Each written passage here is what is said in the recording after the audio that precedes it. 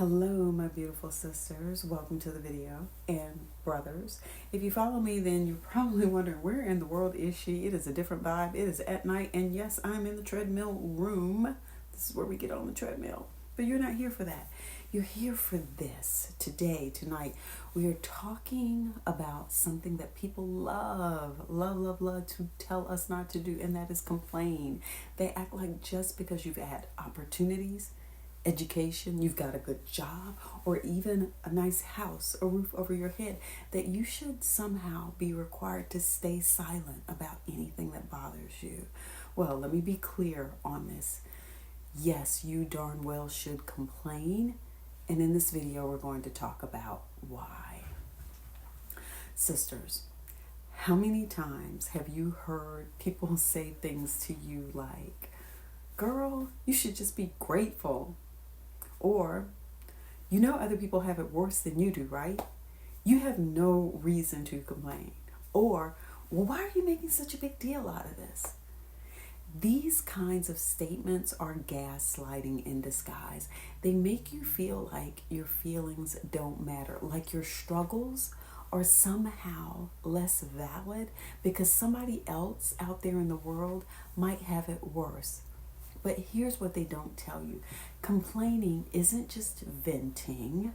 It's a part of growth. It's a part of healing. And sometimes it's a part of standing up for what's right. Let's talk about why complaining is actually necessary for your well-being. And like I just said, necessary for making the world better. We're going to break this down. First of all, remember, you're allowed to feel what you feel. And just because you have blessings does not mean you don't also have burdens.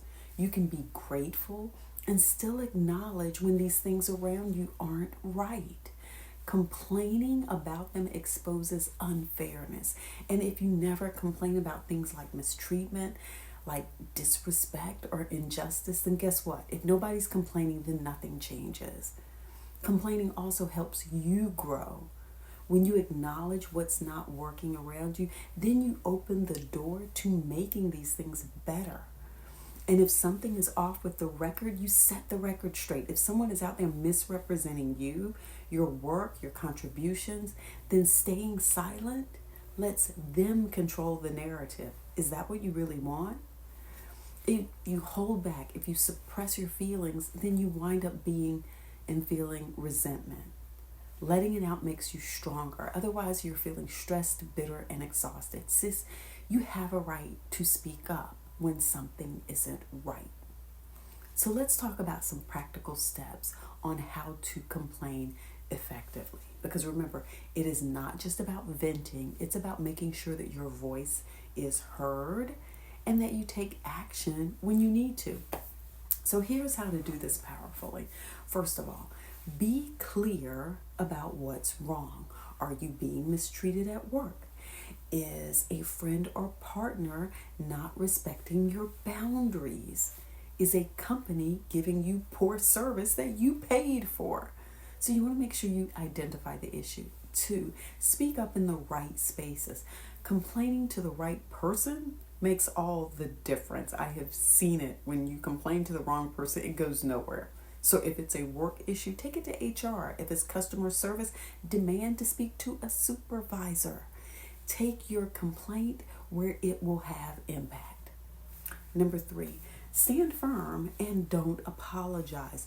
Don't water down your complaint with, "Well, I don't want to be difficult," but you're not being difficult, you're being direct. Okay? Understand the difference.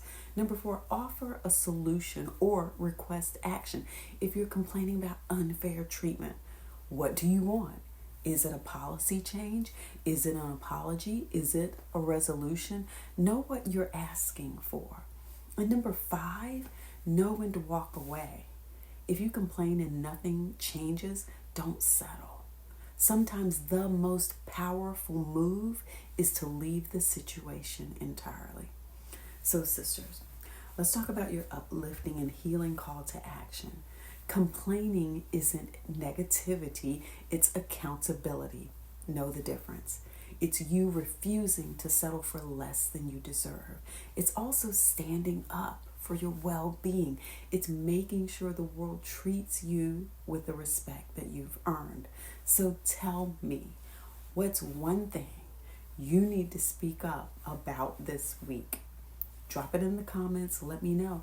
And again, as I always say, let's hold each other accountable to this. Remember, your voice is powerful, so use it. And until next time, my beautiful sisters, keep speaking, keep growing, and never, never, never let anyone tell you that your feelings don't matter.